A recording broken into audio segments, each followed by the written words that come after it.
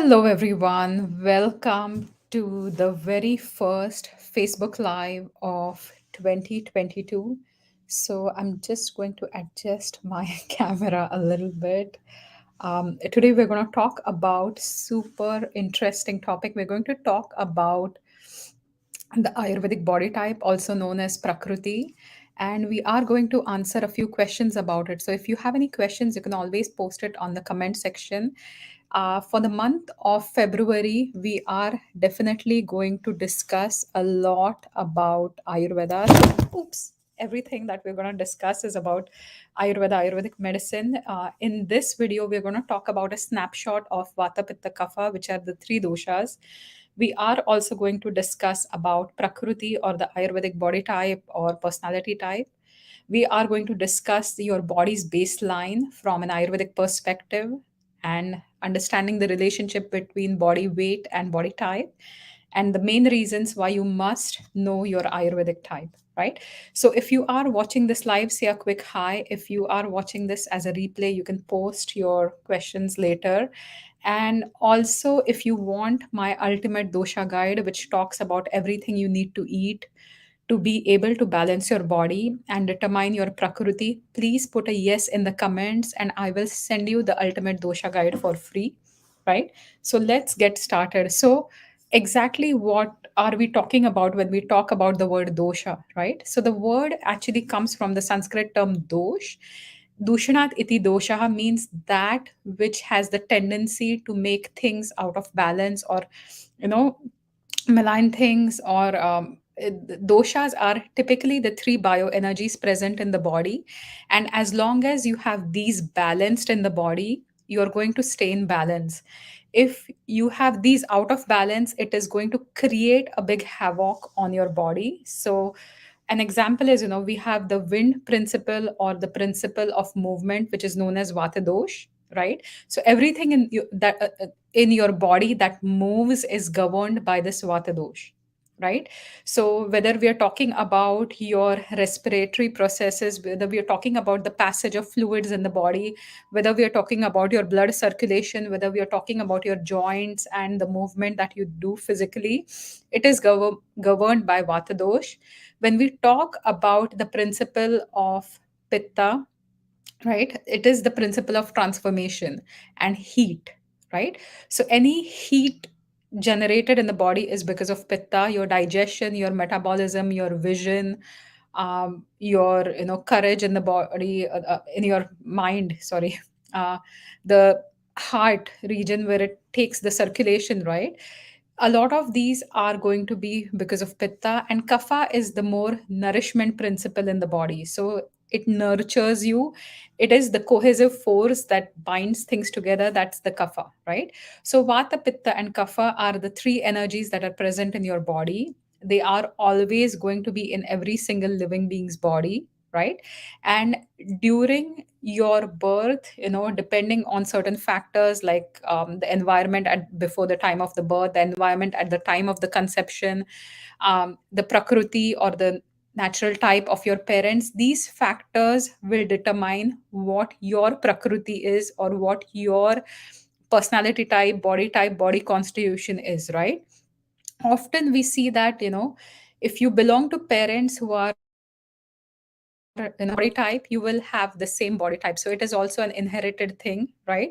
That you're inheriting from your parents. But also the environment is important, because if you see what diet the mother has during the pregnancy is also going to be responsible for creating changes. The environment of the womb is also going to create certain changes, and that will create your prakriti, right? So prakriti literally means the first creation. Pra means first, and kruti means the first creation. So that is exactly like the baseline of your body. So when we talk about understanding your body's baseline from an Ayurvedic perspective, we are trying to understand what are the dominant doshas involved in making your prakriti, right?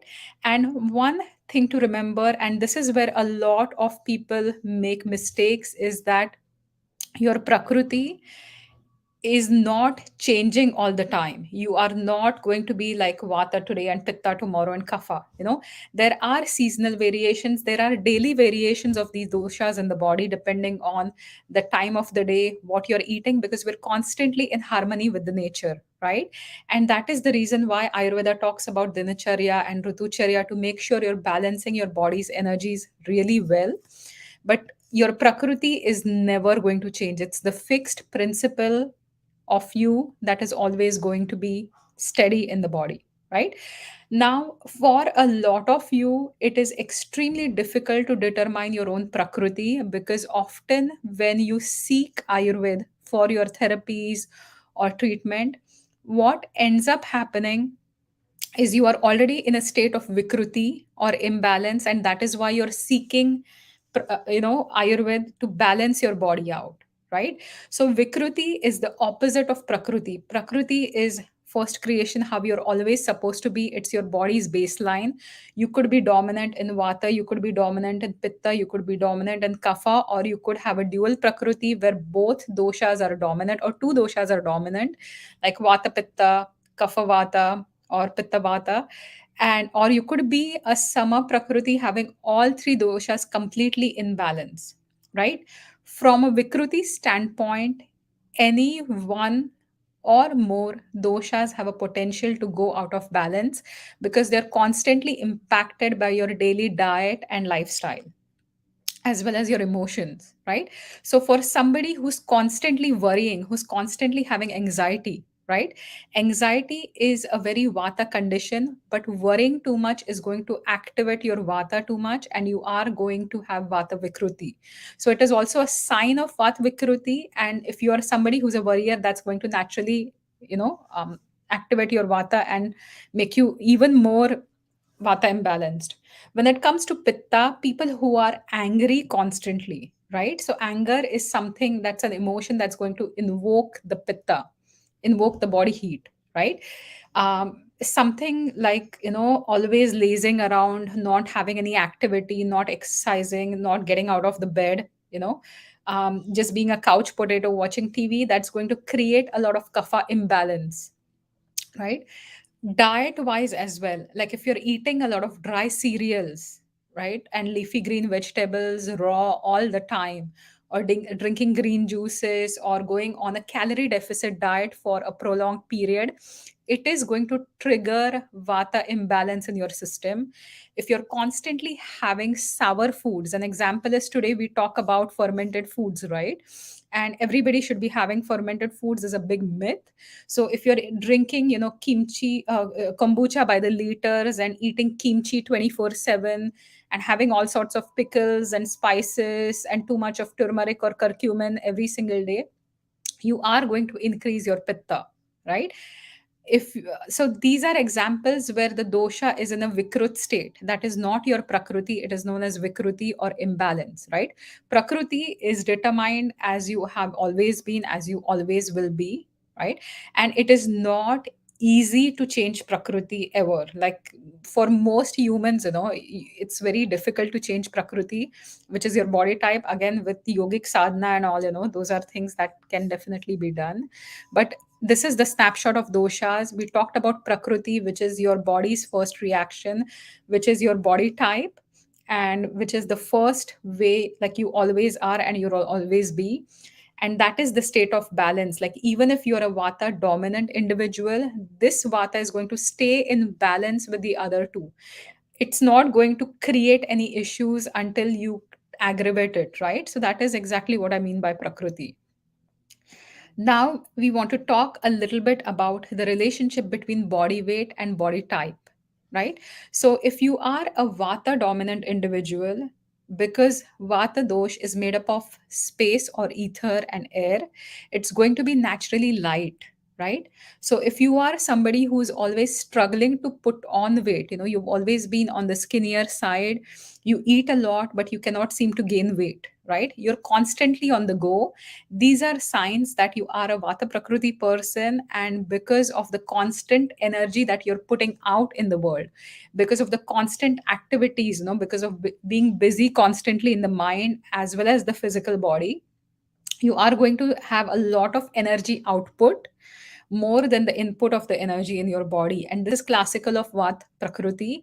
And that is the reason why people who are Vata dominant are not going to gain weight easily. They're always going to struggle to put on weight, right? And they're constantly worrying as well. Now, when it comes to Vikruti, I've also seen Vata dominant individuals do put on weight because of emotional eating and other factors. And if the vata is completely out of balance, right? So this can happen as well. But for a person having a vata prakruti, um, as long as there is no blockage in the other channels, you are not going to find it easy to put on weight. For a pitta prakruti person, you are going to be in the 5 pounds here and there range. So you're a person who's never has ever to worry about weight, because you'll have a medium build, you'll have a medium weight, and it's going to be easier for you to lose or gain weight, and you will have a pretty steady, weight. So that is typical of the pitta prakriti, right? And even from a dress size standpoint, vata prakritis are going to be the size zeros and the size twos or the size fours. Pitta is going to be anywhere from 6 to 8, right? And when we come to Kapha Prakriti, now because Kapha Prakriti or Kapha Dosh is made up of earth and water, which both have weight, you are always going to be on the heavier side. So even for similar height and you are going to always weigh heavy on the scale, right? So a Kapha Prakriti person is always going to be in the sizes 10 or 12, right, or more. And you're going to be built stockier, you have a lot of stored energy, and you also have a tendency towards storing energy by doing minimum, physical activities. You don't really dislike a lot of physical activities, and that is why there's a lot of stored energy. And as long as you keep working out, you will maintain weight. But even with dietary changes, kaphas often find it extremely hard to lose weight, so you have to keep expending that energy, right? So this is the relationship between body type and body weight. So far we've covered a snapshot of the three doshas, vata, pitta, kapha. We've talked about prakriti or your Ayurvedic body type. We've talked about vikruti, which is the state of imbalance.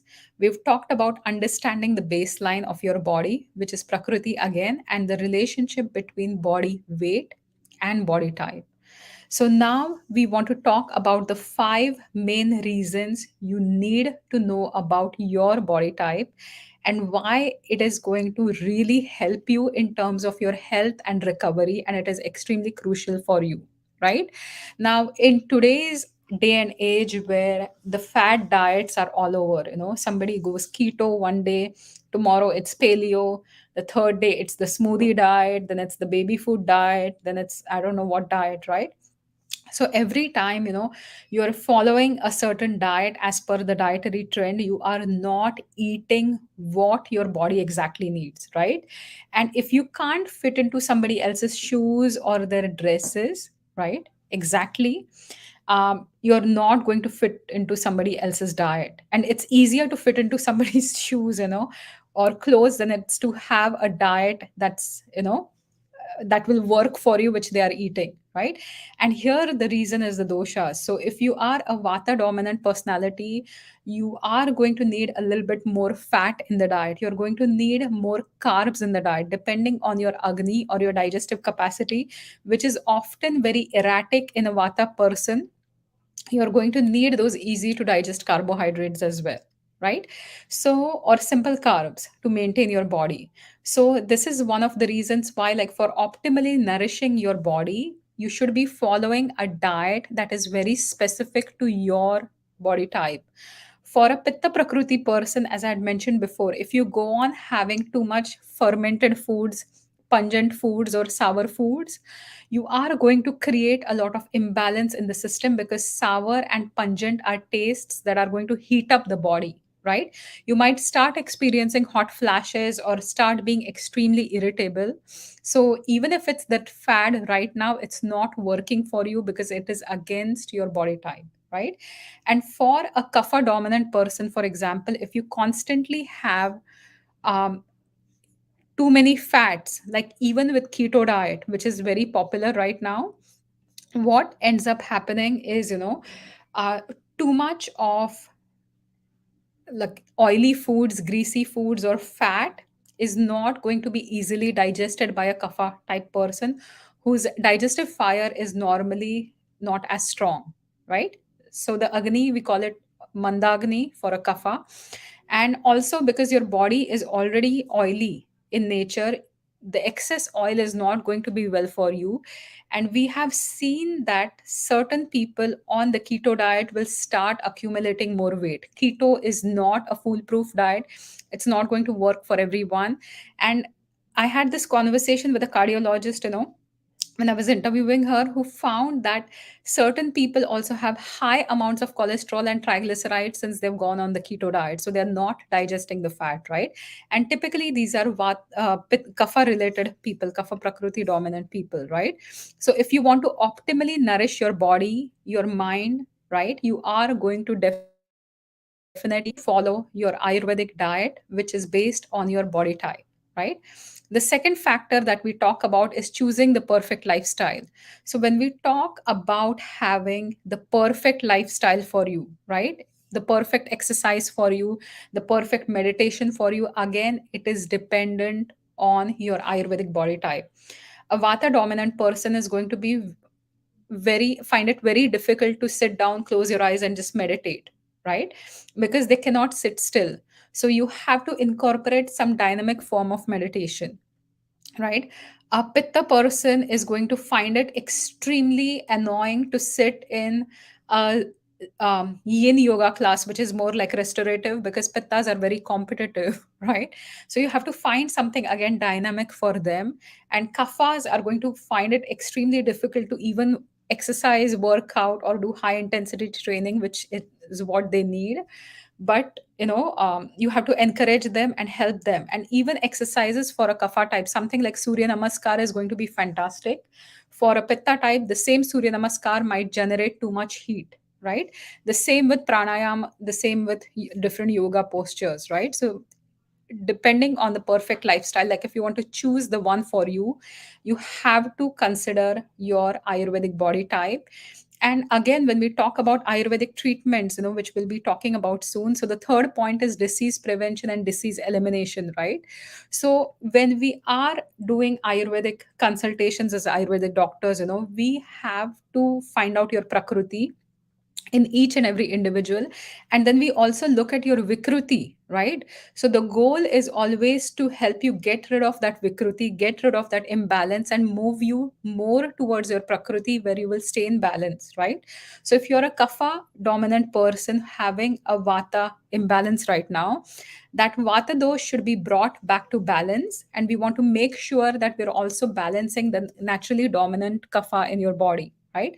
So this might sound a little bit more challenging for some people if you don't have an Ayurvedic background, but disease prevention, disease elimination is also one big goal why you need to follow your Ayurvedic body type. And again, another point here, when we talk about this third point, that disease prevention, disease elimination, you are going to be prone to certain conditions depending on your Ayurvedic body type. So, if you are a Vata dominant person, there are chances you're prone to joint pain or arthritis. There are chances you'll have issues with your large intestine or gut. There are chances you'll have a lot of anxiety, right? Which can then become an anxious nature, can easily become a clinical anxiety, right? Joint pain can easily become osteoarthritis, right? In a Vata person. So, this is where you need to take care of yourself, because whatever your body type is, you are going to be prone to certain conditions associated with it. Another example for a Pitta type is, Pitta is usually liver is the site of Pitta, right? So, if you have a poor diet where you're building too much Pitta in the body, it is going to create a huge impact with your liver. It will also create a huge impact with your digestive system.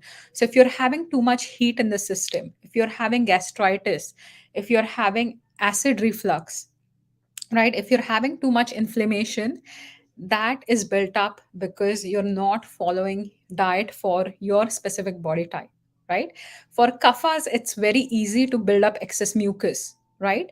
So if you are somebody who's constantly congested, if you are somebody who has sinus issues, if you are somebody who has obesity, who are constantly battling weight, and now you have too much body fat, and everything that you do, nothing seems to help, right? So that is because you are having a diet and lifestyle that is absolutely wrong for you, and that is why you're going more towards those diseases related to your specific body type. So that was my third point. So we are discussing reasons why you must know your Ayurvedic body type. The first one was optimal nutrition, second was perfect lifestyle, the third is disease prevention and disease elimination, the fourth one is to effectively utilize your potential, right? So Ayurveda is a living science, it's a life science. It's not just about, it is 100% about healing, but it's making the best of your life, right? And that is why we talk about Sukhayu, being happy, as a big prerequisite for leading an Ayurvedic lifestyle, right? And you are the happiest when you utilize your potential, right? So Ayurveda can tell you about your USP, what is unique about you, and how you can use that to explore your life. An example I can give you here is anybody who's, typically a Vata dominant person, they are very creative. They can be extremely good at communication, they can be writers, they have a good imaginative power, they're out of the box, right? Yesterday I was doing a consultation with a client who had gained a lot of weight, and she was so sure she's a kapha dominant person because of the weight gain. Interestingly, when I was questioning her, she talked about never fitting inside the box, right? Oh, I never fit inside the box, I was creative, I like this, and my parents did not appreciate that, right? So when you are out of the box, it's typically a very vata kind of a personality. If you know since childhood that this is exactly you start accepting yourself and utilizing your potential effectively. A Pitta type personality is always going to be strongly opinionated, right? I was crazy as a kid, I would never listen to anyone. I'm a Pitta Kapha or Kapha Pitta personality, right? So again, for a Pitta type of a personality, you need to be your own boss, you cannot take orders from anyone. You are a natural leader, so you'll always thrive in leadership positions, but you're not going to be the best subordinate right? So if you understand that, you can plan your work around it, right? I don't think I would do good in an employee situation. That is one of the reasons I have my own practice, I have my own business, and I'm pretty happy leading others, right? Now, for a kapha type, they are very, like, they have to be told what to do sometimes. They're very smart, but they are not very active, they're not constantly on the go. So if you give them work, they're extremely dedicated,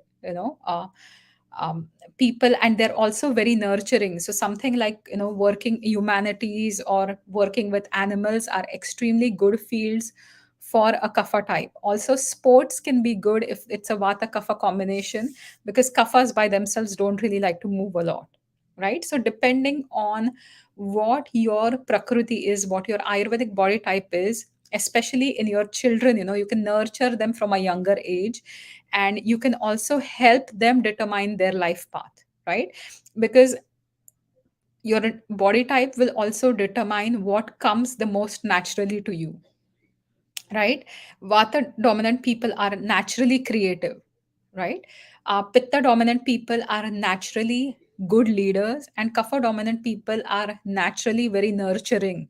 They're very compassionate. So, depending on your Ayurvedic body type, you can definitely nurture your kids and also nurture yourself and choose the right environment for you, right? And the fifth one is extremely essential, which is to understand the people around you, right? Once you start understanding your own body type, when you start understanding somebody else's body type, somebody else's prakriti, you're not going to be in conflict with them, because certain behaviors are a part of the prakriti, right? So a vata dominant person is going to be extremely communicative. My husband is extremely social, he's a vata dominant kapha, and he can just talk and talk, and I love him. But like, he can talk, right? And I need my silence because I'm a kapha dominant pitta. So once you know that, okay, it's the prakriti, that's how people are, right? A pitta dominant person is never going to mince words, right? So if you have a partner who's a very strong pitta dominant individual, they are not going to sugarcoat anything, and they don't mean anything bad, but it's just that the prakriti is as sharp as the pitta. Pitta is more related to fire, so even the tongue is going to be a bit fiery. You are going to get exactly what's in the mind, there's no sugarcoating there at all, right? And if somebody that you know or your spouse is extremely laid back, right, who needs like a kickstarter to get going, that's typical of the kapha dominant prakriti. So once you understand the prakriti, all these interpersonal conflicts are not going to be significant, because you can understand that certain things, certain behaviors, certain personality traits are attributed to the prakriti, which is created by the doshas, right?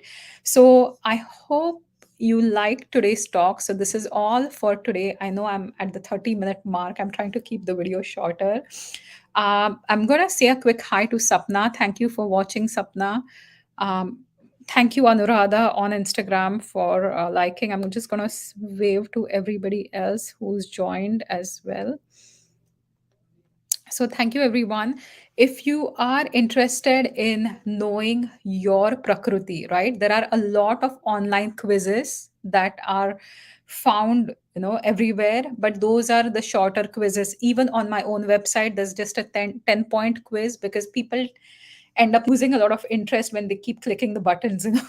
So that is the strategy. But if you want to go for a comprehensive personality test or a prakriti type questionnaire, I have the ultimate dosha guide, which is a free download that I can share with you. If you are on Instagram, please either directly message me or comment below this video, and I can just message you the link and you can download it. And Twyla, I'll send you more information as well about it. And if you are interested in working one on one with me to understand more about your body type, what exactly should you be eating? And if you need some help planning the meals, right? So, um, I will be more than happy to help you. So feel free to get in touch with me and just type a yes if you need the ultimate dosha guide, and I can send it your way. So Twyla is asking, I'll love more info. So for sure, I can send you more info, and I'll also send the ultimate dosha guide, right? So I'll just message you after this. And Mukta is saying, what if you had apple a day? I don't really understand what Mukta is. Yes, Christopher, I'll message you that as well. So thank you. So Kimmy is saying she would love the more detailed questionnaire as well. So most definitely, everybody who comments, I'm going to direct message you the download link. So most definitely, I'll do that. And Mukta, I don't know if you're saying is what exactly what if you had an apple a day? I think it's a e spelling, so I don't really know, but I don't know, like apple a day keeps the doctor away, so you're gonna stay away from all the doctors. I don't know. Like I have apples every day because I really like them, but again, certain fruits as well will have to match your body type. If you are having a lot of fruits that are sour or sour fruits, right, that will increase the pitta, and for a pitta prakriti it's not going to work. Apple is mainly like a nice neutral fruit, and as long as it's a ripe one, it works for most people. It's not too high in sugar, so most definitely it does work for everyone, right? So thank you once again, and I will be live here every Wednesday. So today we are talking about Ayurvedic body type. The next Wednesday, February 9th at noon, I will be talking about improving your digestion and absorption according to Ayurveda, and really understanding your own digestive type as well. Right. So I'll have that information on before. And please follow my business page or Instagram so you don't miss out on any of these live videos. And if you have any suggestions or any topics you want me to discuss, please feel free to message me, and I'll be more than happy to talk about those topics in the future, right? So thank you everyone for watching this live, and thank you for the replays as well. Um, yeah, Mukta, so I'll send you the info. Hi, Vibha. Thank you for watching. Thanks, everyone. Have a fantastic rest of the day, and I will see you soon. Bye